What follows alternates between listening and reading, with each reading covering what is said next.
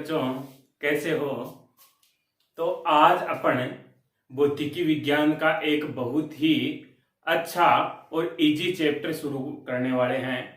Chapter number है 12।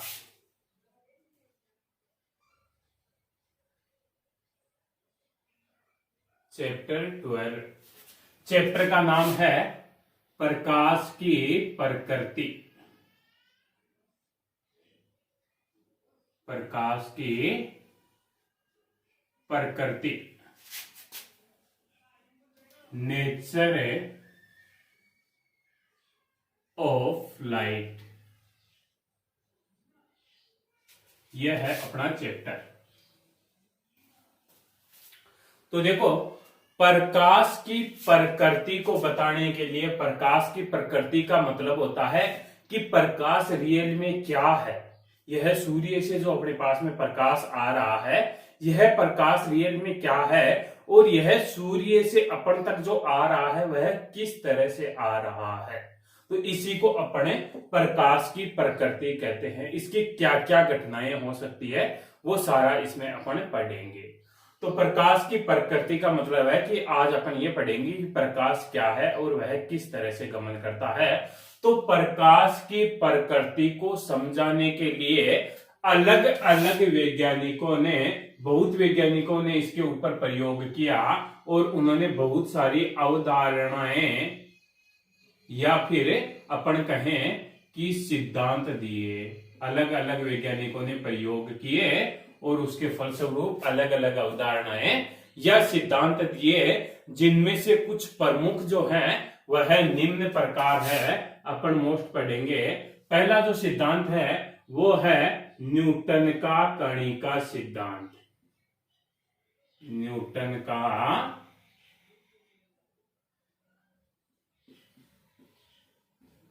कणिका सिद्धांत। तो देखो, न्यूटन का कणिका सिद्धांत क्या था। न्यूटन का कणिका सिद्धांत था कि जैसे ये कोई प्रकाश स्रोत है, ये मान लिया अपन ने प्रकाश स्रोत है, तो इस प्रकाश स्रोत से, यह कोई प्रकाश स्रोत है, तो इस प्रकाश स्रोत से जो प्रकाश उत्सर्जित होता है वह कणों के रूप में होता है। ये प्रकाश जो उत्सर्जित होगा वह इस तरह से कणों के रूप में होता है, और ये कण जो है वह सभी संभव दिशाओं में उत्सर्जित होते हैं। इस तरह से कणों के रूप में सभी संभव दिशाओं में प्रकाश का उत्सर्जन होता है, लेकिन यह उत्सर्जन जो है वह कणों के रूप में होता है। और ये कण जो है, यह प्रकाश का वेग कितना है, 3 गुणा 10 की पावर 8 मीटर प्रति सेकंड के वेग से सभी संभव दिशाओं में गतिमान होते हैं। सभी दिशाओं में चलते हैं, दौड़ते हैं, इतने वेग से। वेग जो है इन कणों का वो इतना होता है।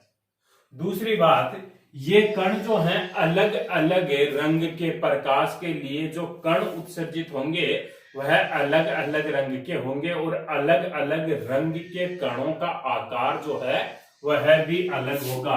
जैसे यहाँ पे मैं कण बना दूं, ये कोई डार्क कलर है तो इसके कण का आकार अलग होगा।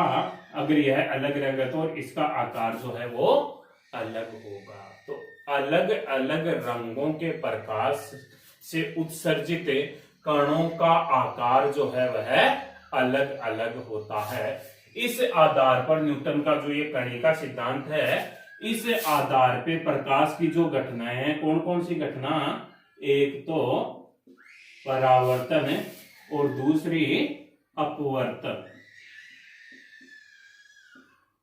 इनको अपन अच्छे से समझ सकते हैं। यह सिद्धांत परावर्तन और अपवर्तन की व्याख्या करता है।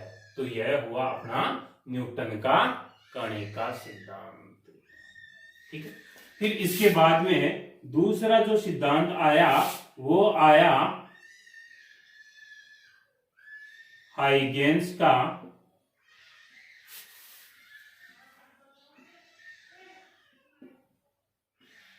तरंग सिद्धांत। हाइगेंस ने तरंग सिद्धांत दिया। तो हाइगेंस ने क्या बताया कि प्रकाश कणों के रूप में नहीं होता, प्रकाश जो होता है वह अनुदैर्ध्य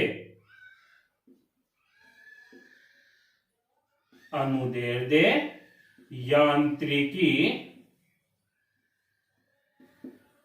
तरंग के रूप में उत्सर्जित होता है। कौन सी तरंग होता है? प्रकाश अनुदैर्ध्य यांत्रिकी तरंग। यांत्रिकी का मतलब क्या है? ऐसी तरंग जिसको संचरण के लिए, संचरण का मतलब चलने के लिए माध्यम की जरूरी पड़ती है, जो निर्वात में नहीं चल सकती, किसी माध्यम में चलती है, उसको अपन यांत्रिकी तरंग कहते हैं। और अनुदैर्ध्य का मतलब क्या है कि तरंग की दिशा में ही इसमें कंपन हो, इस तरह से जो तरंग होती है, इस तरह से तरंग संचरण की दिशा में ही, उसको कहते हैं अपन अनुदैर्ध्य यांत्रिकी तरंग। तो प्रकाश क्या है? एक अनुदैर्ध्य यांत्रिकी तरंग है। तो अब देखो, अपन जानते हैं कि सूर्य से धरती पर प्रकाश आ रहा है और सूर्य और धरती के बीच में कुछ जगह ऐसी भी है जहां पे कोई माध्यम नहीं है। लेकिन इसने, हाइगेंस ने तो कहा कि यह यांत्रिकी तरंग है, और यांत्रिकी तरंग का मतलब क्या हुआ कि इसको चलने के लिए माध्यम की आवश्यकता होती है, माध्यम चाहिए, माध्यम की आवश्यकता होती है, माध्यम चाहिए इसको चलने के लिए।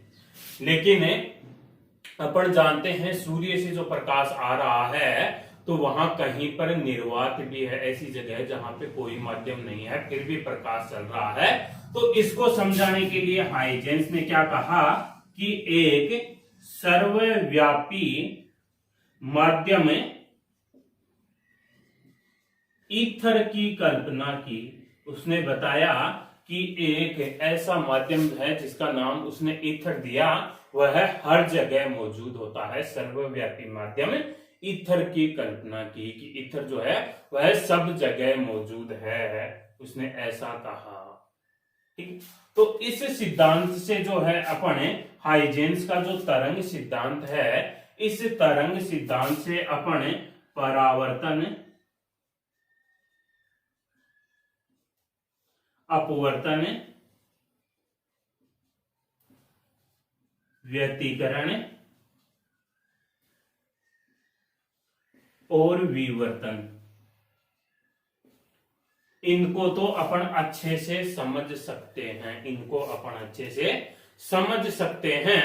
लेकिन बाद में इसकी खोज होने के बाद में, कुछ दिन बाद में, एक वैज्ञानिक आए, फ्रेनेल, और उस फ्रेनेल वैज्ञानिक ने जो है एक ध्रुवण की खोज की। फ्रेनेल नामक वैज्ञानिक आया, फ्रेनेल, तो उसने जो है ध्रुवण की खोज की और उसने बताया कि ध्रुवण जो होता है वह अनुप्रस्थ तरंगों का होता है। ध्रुवण जो होता है वह अनुप्रस्थ तरंगों का होता है, और प्रकाश जो है उसका भी ध्रुवण हो रहा था। प्रकाश जो था उसका भी उसने देखा कि प्रकाश का ध्रुवण होता है, और ध्रुवण वैसे अनुप्रस्थ तरंगों का होता है। इसने क्या बताया था? अनुदैर्ध्य तरंग। तो भैया ये अनुदैर्ध्य तरंग का ध्रुवण कैसा हुआ? तो यह सिद्धांत जो है वह ध्रुवण की व्याख्या करने में असफल रहा, इसको नहीं समझा पाया कि ध्रुवण कैसे हुआ, इसको एक्सप्लेन नहीं कर पाया यह फ्रेम। ये जो दूसरा सिद्धांत है हाइगेंस का तरंग सिद्धांत। इसके अलावा और भी कुछ है, देखो प्रभाव, जो अपन नेक्स्ट चैप्टर में पढ़ेंगे। प्रकाश विद्युत प्रभाव, प्रकाश विद्युत प्रभाव, क्वांटम प्रभाव, क्वांटम प्रभाव और रमन प्रभाव, इनकी भी यह व्याख्या नहीं कर सका, इनको भी यह जो है नहीं समझा सका। तो इसके बाद में तीसरा जो सिद्धांत आया वो आया अपने पास में मैक्सवेल का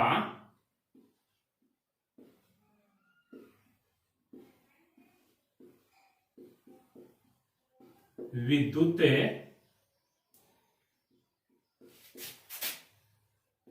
चुंबकीय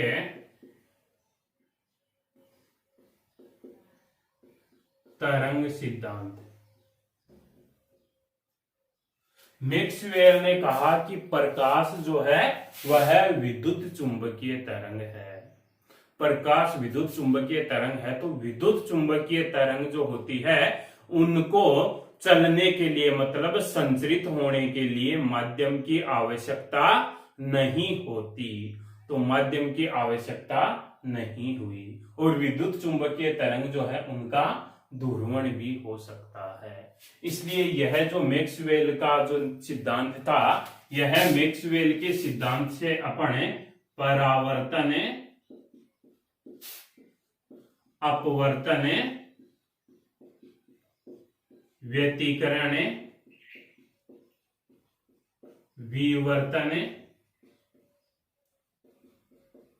और ध्रुवण, इनको तो अपन समझ सकते हैं। इनकी व्याख्या जो है यह मैक्सवेल का सिद्धांत कर सकता है। लेकिन प्रकाश विद्युत प्रभाव, प्रकाश विद्युत प्रभाव, क्वांटम प्रभाव और रमन प्रभाव, इनकी व्याख्या यह सिद्धांत भी नहीं कर सकता। यह सिद्धांत जो है इनकी व्याख्या नहीं कर सकता। तो यह भी असफल हो गया, यह भी असफल हो गया। तो उसके बाद में आया नेक्स्ट जो है वो आया प्लांक का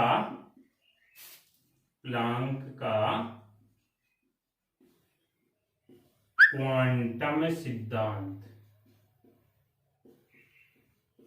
प्लांक का क्वांटम सिद्धांत आया। तो प्लांक का क्वांटम सिद्धांत क्या आया कि प्रकाश जो होता है, यह प्रकाश ऊर्जा या फिर विकिरण के रूप में होता है। ऊर्जा या फिर विकिरण के रूप में होता है। तो ये मान लो अपने पास में कोई प्रकाश स्रोत है, यह हो गया अपने पास में प्रकाश स्रोत है, और यह कोई वस्तु है अपने पास में, यह वस्तु हो गई। तो इस प्रकाश स्रोत से जो प्रकाश निकलेगा, यह जो प्रकाश निकलेगा, ये जो प्रकाश निकल रहा है, इस प्रकाश स्रोत से जो है यह प्रकाश उत्सर्जित हो रहा है। प्रकाश स्रोत से क्या होगा, प्रकाश उत्सर्जित होगा। और यह वस्तु जो है इस प्रकाश को क्या करेगी, अवशोषित करेगी। यह वस्तु क्या करेगी, अवशोषित करेगी। और प्रकाश स्रोत से क्या होगा, उत्सर्जन होगा। तो प्लांक ने क्या बताया कि यह जो प्रकाश, ऊर्जा, प्रकाश क्या है, ऊर्जा या विकिरण है। इस ऊर्जा या विकिरण का ये जो उत्सर्जन है और यह जो अवशोषण है, यह सतत नहीं होता है। सतत का मतलब क्या है कि रेगुलर नहीं होता है, कंटिन्यू नहीं होता है। इसका उत्सर्जन और अवशोषण सतत नहीं होता है। सतत का मतलब रेगुलर नहीं होता है। तो फिर कैसे होता है भैया, यह ऊर्जा का उत्सर्जन या अवशोषण जो है, यह ऊर्जा के छोटे छोटे पैकेट के रूप में होता है। ऊर्जा के छोटे छोटे पैकेट के रूप में होता है। और उन पैकेट जो होते हैं ऊर्जा के, उनको अपने फोटोन कहते हैं। ऊर्जा के छोटे छोटे ऐसे बंडल निकलेंगे यहां से, इस तरह से ये ऊर्जा जो है या विकिरण जो है, इसके बंडल निकलते हैं, छोटे छोटे पैकेट निकलते हैं इस तरह से। और उन छोटे छोटे पैकेट को क्या कहते हैं, अपन फोटोन कहते हैं। और ये जो फोटोन है, इस फोटोन की जो ऊर्जा होती है, फोटोन की ऊर्जा जो E है, वह प्रकाश की आवर्ती के समानुपाती होती है। उत्सर्जित प्रकाश की आवर्ती के समानुपाती होती है। ये न्यू क्या है, यहां पे आवर्ती है, ये है आवर्ती है। तो इस आवर्ती की क्या होती है, समानुपाती होती है। समानुपाती हुई, तो इस समानुपाती के निशान को हटाने के लिए अपन क्या लगा देंगे, यहाँ पे एक नियतांक लगा देते हैं h। उस h नियतांक को क्या कहते हैं अपन, प्लांक का नियतांक, h न्यू हो गई। अब आवर्ती जो होती है न्यू, वो क्या होती है, c अपॉन लेमडा। तो E का फॉर्मूला क्या आ गया, hc upon lambda, hc upon lambda. तो यह जो है प्रकाश के 4 सिद्धांत हो गए। अब इन चारों को अगर अपन देखें, इन चारों सिद्धांत को अगर अपन देखें, तो प्रकाश की जो सारी घटनाएं हैं, सारी कौन कौन सी घटनाएं हुई भाई, प्रकाश की सारी घटनाएं देखो कौन कौन सी हो गई, परावर्तन, अपवर्तन, व्यतिकरण, विवर्तन, ध्रुवण, प्रकाश विद्युत प्रभाव, क्वांटम प्रभाव और रमन प्रभाव, इतनी घटनाएं हो गई। तो यह जो प्लांक का क्वांटम सिद्धांत जो है, यह परावर्तन, अपवर्तन, प्रकाश विद्युत प्रभाव, क्वांटम प्रभाव और रमन प्रभाव, इनको तो समझा देता है। कौन किस किस को समझा देता है, परावर्तन, अपवर्तन, व्यतिकरण, सॉरी किस किस को समझा देता है यह प्लांक का क्वांटम सिद्धांत, परावर्तन, अपवर्तन, प्रकाश विद्युत प्रभाव, क्वांटम प्रभाव और रमन प्रभाव। लेकिन ये जो बचे हुए इधर 3 हैं, कौन से बच गए अपने पास में, व्यतिकरण, विवर्तन, ध्रुवण, इनको नहीं समझा पाता। तो इन सबको मिलाकर के प्रकाश की जो सारी घटनाएं हैं, इनको समझाने के लिए कोई भी एक थ्योरी यहाँ पे लागू नहीं हुई। किसी भी एक सिद्धांत से अपन सारी घटनाओं को समझा सकते हैं क्या, नहीं समझा सकते। तो ये इन चारों सिद्धांत के बाद में एक 5वां सिद्धांत दिया गया है, जिसको कहते हैं अपन द्वैत प्रकृति का सिद्धांत। तो वो जो द्वैत प्रकृति का सिद्धांत है, वो मैं यहां पे नोट कर देता हूं। देखो 5वां सिद्धांत जो था अपना, वो है द्वैत प्रकृति का सिद्धांत।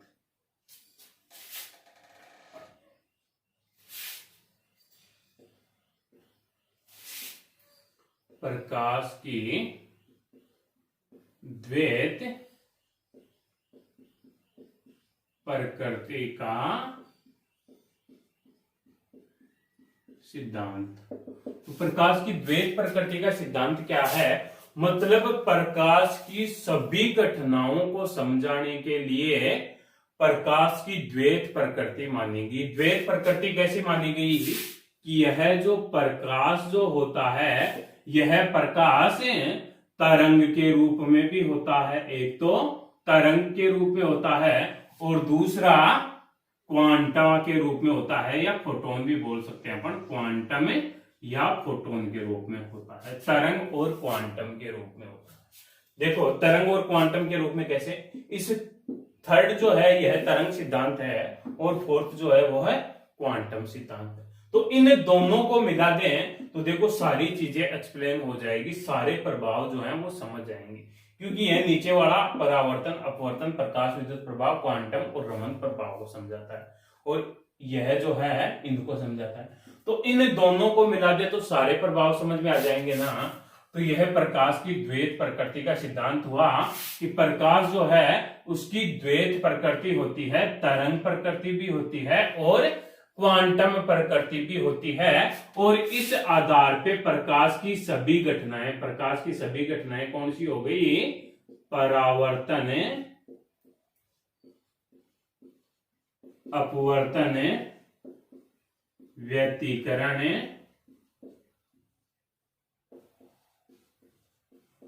विवर्तन, ध्रुवण, प्रकाश विद्युत प्रभाव, क्वांटम प्रभाव और रमन प्रभाव, इन सब को अपन समझ सकते हैं, इन सब को अपन समझ सकते हैं। तो यह जो है प्रकाश की प्रकृति को समझाने के लिए 5 सिद्धांत हो गए। तो अभी जो है वीडियो को पॉज करके इन 5 सिद्धांत को जो है इस तरह से नोट करो। ये जो आपकी स्क्रीन पे दिख रहा है, इसको वीडियो को पॉज करके इन सबको नोट कर लो अपनी नोट्स बुक में।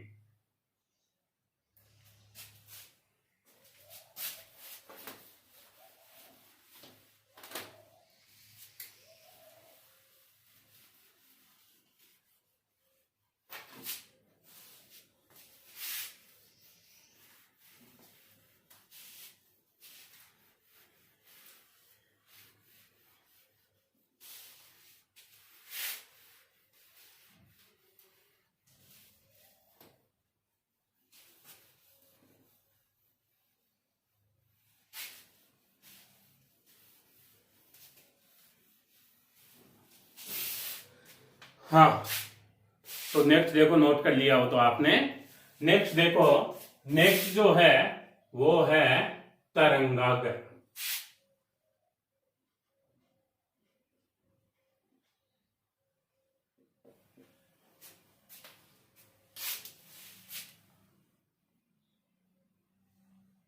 देखो तरंगागर क्या होता है, जब किसी प्रकाश स्रोत जो है उस प्रकाश स्रोत से क्या होगा, प्रकाश उत्सर्जित होगा, वह उत्सर्जित प्रकाश माध्यम में गति करेगा, माध्यम में गति करता है। तो ये जो माध्यम के कण है, यह माध्यम के कण कंपन करने लग जाते हैं। जैसे मान लिया अपन ने, यह एक प्रकाश स्रोत है, यह जो है अपन ने एक प्रकाश स्रोत मान लिया।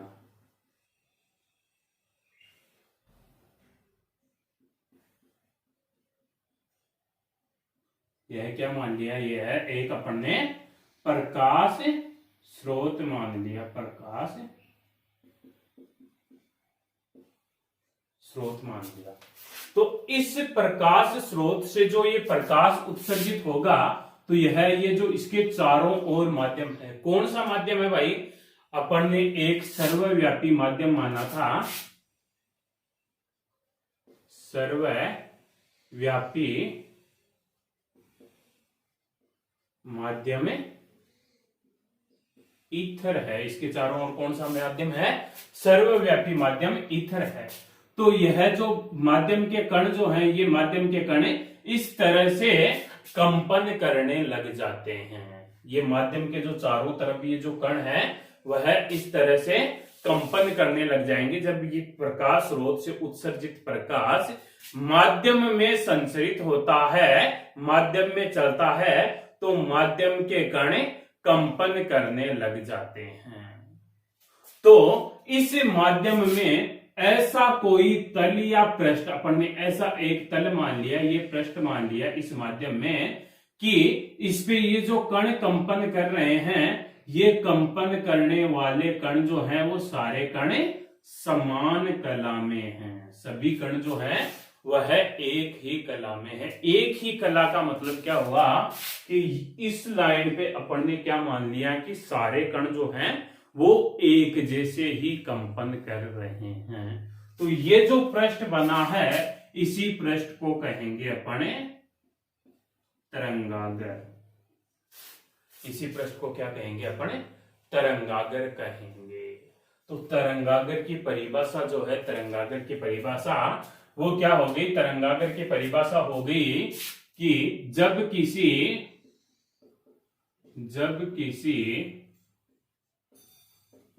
प्रकाश स्रोत से उत्सर्जित प्रकाश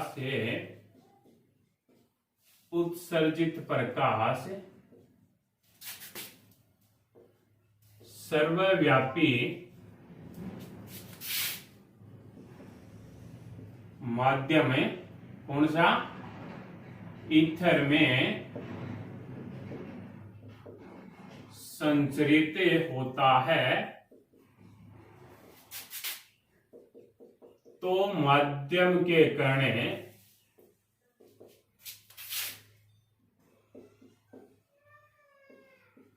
कंपन करने लगते हैं। माध्यम के कण क्या करने लगते हैं, इस तरह से ये प्रकाश जाएगा इस माध्यम में, तो इस तरह से कंपन करने लग जाएंगे। तो माध्यम में ऐसा काल्पनिक तल जहां कंपन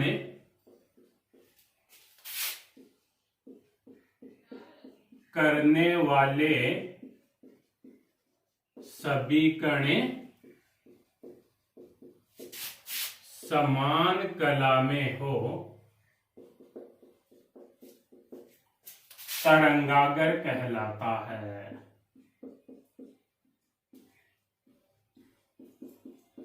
तरंगागर कहलाता है। यह तरंगागर की परिभाषा होगी।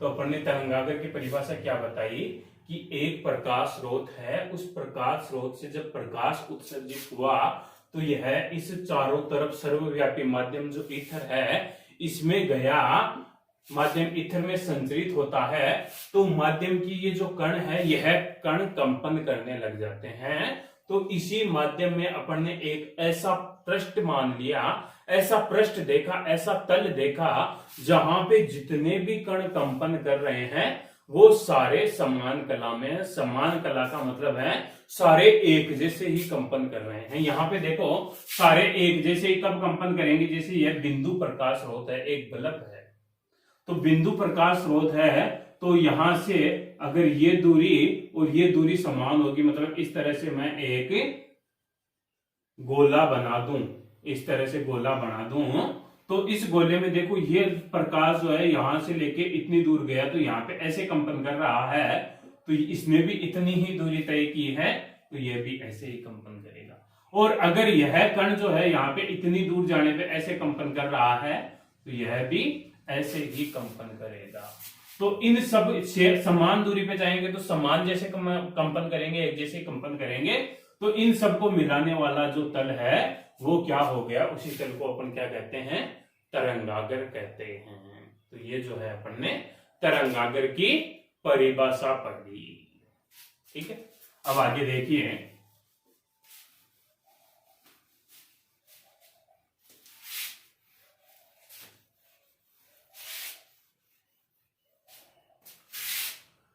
तरंगागर के प्रकार। तरंगागर के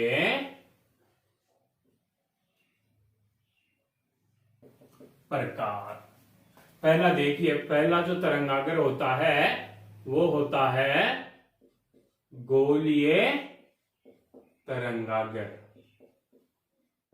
गोलीय तरंगागर का क्या मतलब है, गोलीय तरंगागर का मतलब है कि अपन एक बिंदु प्रकाश स्रोत लेते हैं, यह अपन ने एक प्रकाश स्रोत ले लिया, तो बिंदु प्रकाश स्रोत से जो तरंगागर बनेगा, इससे तरंगागर कौन सा बनेगा, अगर समान दूरी पे जाएं अपन तो इससे कैसे तरंगागर बनेगा, सकेंद्रीय गोले बनेंगे। इस तरह से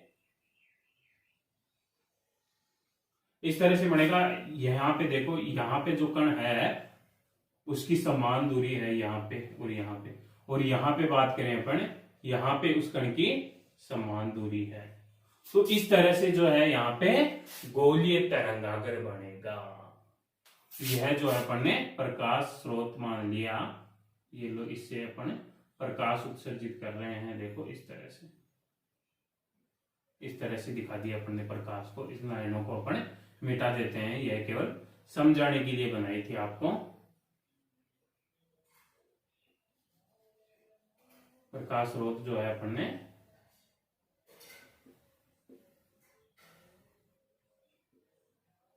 इस तरह से, ये जो है प्रकाश स्रोत मान लिया।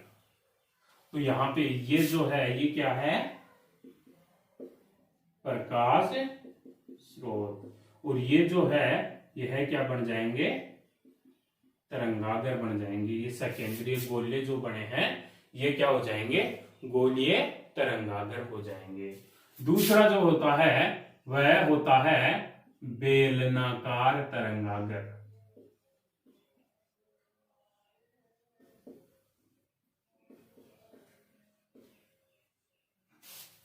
देखो बेलनाकार तरंगागर का क्या मतलब है, रेखीय प्रकाश स्रोत, जैसे अपन ने यहाँ पे एक ट्यूबलाइट खड़ी कर दी, ये जो है अपने पास में यह है प्रकाश स्रोत है, प्रकाश स्रोत।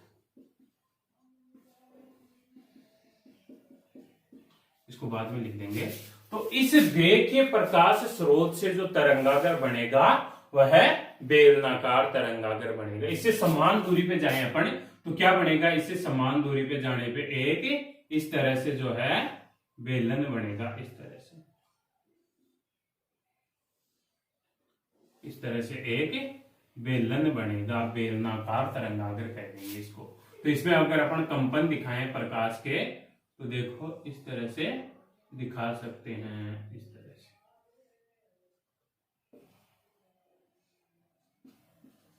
इस तरह से जो है आप डायग्राम में कंपन बना लोगे प्रकाश के, इस तरह से।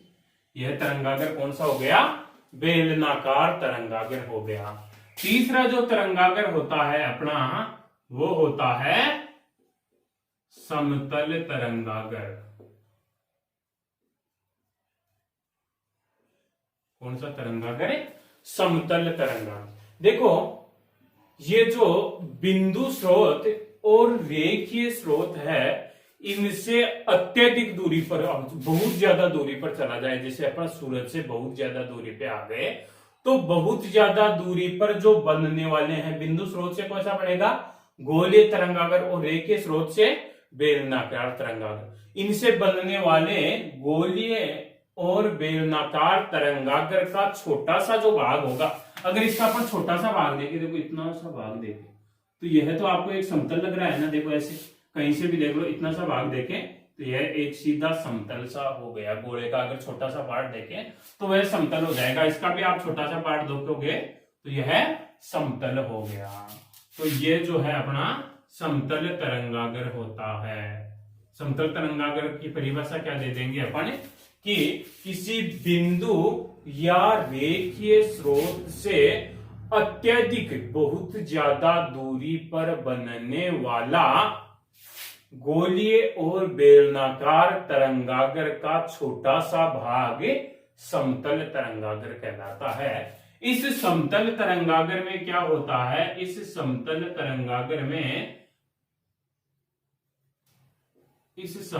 तरंगागर में प्रकाश जो है वह केवल एक ही दिशा में जाता है। यहाँ पे तो चारों दिशाओं में जा रहा है, सभी दिशाओं में जा रहा है, लेकिन इसमें जो है प्रकाश जो है वो एक ही दिशा में जाएगा।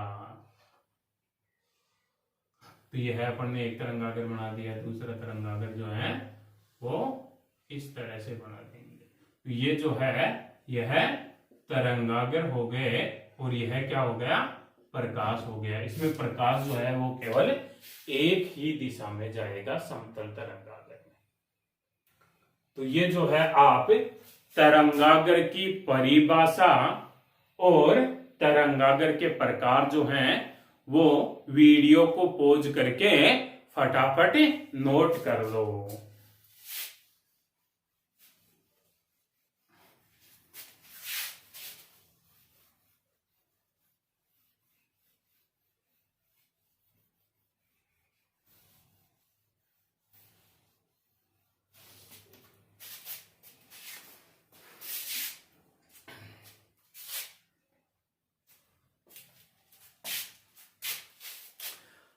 हाँ, तो नेक्स्ट देखिए,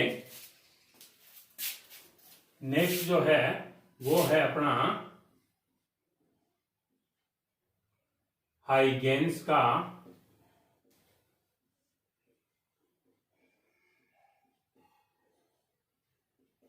तरंगागर सिद्धांत। हाइगेन्स का तरंगागर सिद्धांत। तो हाइगेन्स के तरंगागर सिद्धांत में जो है अपन को तरंगागर की परिभाषा लिखनी है। तरंगागर की परिभाषा याद है आपको? अभी बताई थी ना, वही तरंगागर की परिभाषा नोट कर देंगे अगर क्वेश्चन आता है। देखो क्वेश्चन जो है वो कई तरह से आ सकता है। एक तो हाइगेन्स का तरंग सिद्धांत पढ़ लिया अपन ने, सेकंड टॉपिक देखो जो चैप्टर स्टार्टिंग में पढ़ा था। दूसरा आ सकता है हाइगेन्स का तरंगागर सिद्धांत, और तीसरा क्वेश्चन आ सकता है हाइगेन्स का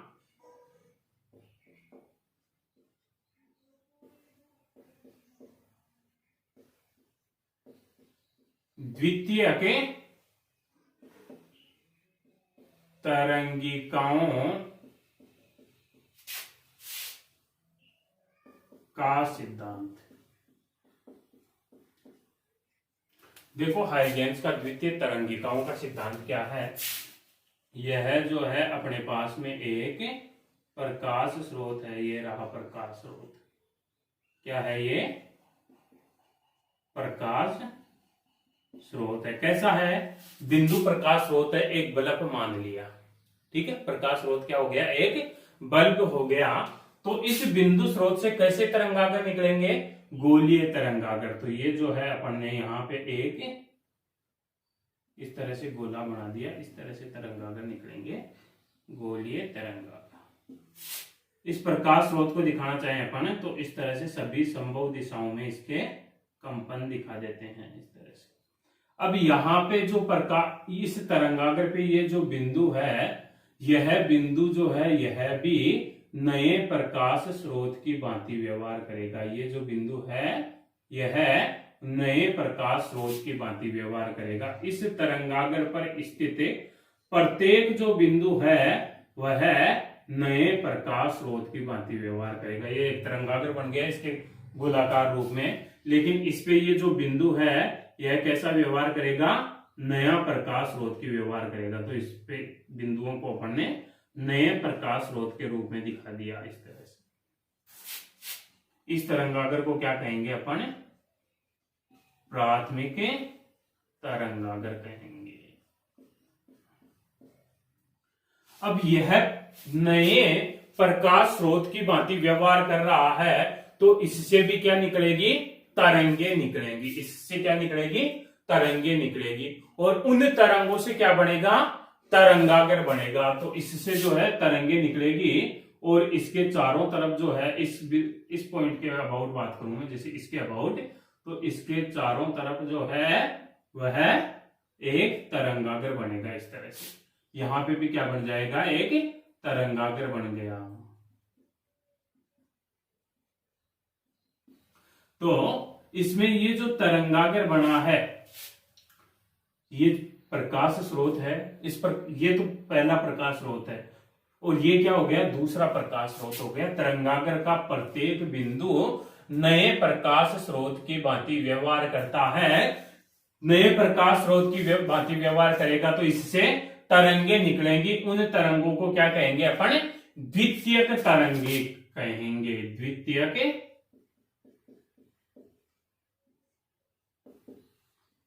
तरंगे कहेंगे। और उन द्वितीयक तरंगों से क्या होगा, यह तरंगागर बढ़ेगा। तो द्वितीयक तरंगों से बनने वाला जो ये तरंगागर है इसको क्या कहेंगे अपन, द्वितीयक तरंगागर कह देंगे, द्वितीयक तरंगागर कह देंगे। इसी को अपन हाइजेंस का द्वितीयक तरंगिकाओं का या द्वितीयक तरंगागर का सिद्धांत कहते हैं। ये जो द्वितीयक तरंगिकाएं जो है यह पीछे की दिशा में नहीं आती है। ये जो द्वितीयक तरंगिकाएं हैं वह इस तरफ नहीं आएगी पीछे की दिशा में, केवल आगे की तरफ ही जाती है। द्वितीयक तरंगिकाओं का संचरण पश्चिम दिशा में नहीं होता, केवल प्रकाश संचरण की दिशा में ही होता है। ये प्रकाश इधर जा रहा है ना, ये देखो ये इधर जा रहा है ना, तो ये द्वितीयक तरंगिकाएं जो है वो इधर ही आएगी, वापस पीछे नहीं आएगी। और इन द्वितीयक तरंगिकाओं की चाल जो है वह प्राथमिक तरंगिकाओं की चाल मतलब कितनी, 3 गुणा 10⁸ मीटर प्रति सेकंड ही होगी, उनके समान ही होगी। तो इसको जो है अपन हाइजेंस का द्वितीयक तरंगिकाओं का सिद्धांत कहते हैं। तो इसे जो है वीडियो को पॉज करके इसको नोट कीजिए, और वीडियो को लगातार लेक्चर लेने के लिए वीडियो को लाइक करो, सब्सक्राइब करो और अपने फ्रेंड्स के साथ शेयर कीजिए।